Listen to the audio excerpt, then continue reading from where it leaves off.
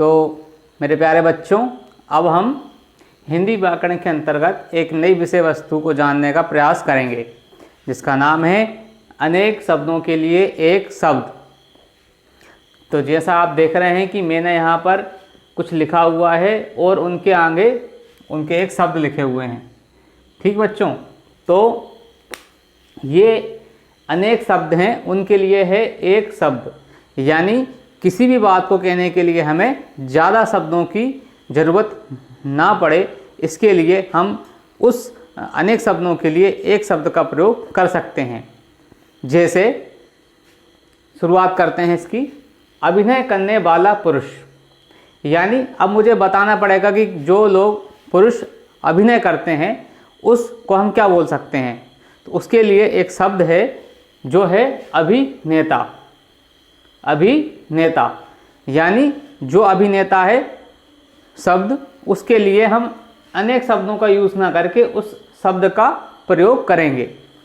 अभिनय करने वाला पुरुष है अभिनेता। इससे क्या होगा, इससे आपको वाक्य बनाने में सुविधा होगी।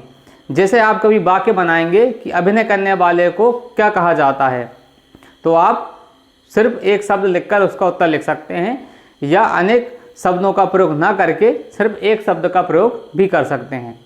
ठीक, अब मैं पूरे 10 शब्द पढ़ के बताऊंगा और आप उनको जानने का प्रयास करिए। दूसरा है अभिनय करने वाली महिला, अभिनेत्री। जो अभिनय करने वाली महिला होती है उनको कहते हैं अभिनेत्री। इनको हम इंग्लिश लैंग्वेज में अभिनेता को बोलते हैं, जो हमारा एक्टर, और ये एक्ट्रेस। ठीक, उसके बाद है पढ़ाने का काम करने वाला। पढ़ाने का काम करने वाला कौन हो सकते हैं, अध्यापक या शिक्षक। ठीक, शिक्षक क्या करते हैं, पढ़ाने का काम करते हैं। और इसी का एक और पर्यायवाची शब्द है अध्यापक। 4, अपने देश से प्यार करने वाला।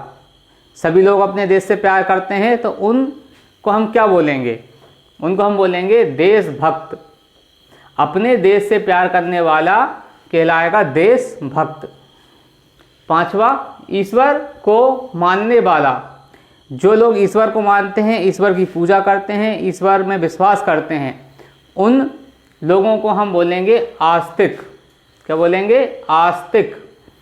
फिर 6वां, ईश्वर को ना मानने वाला।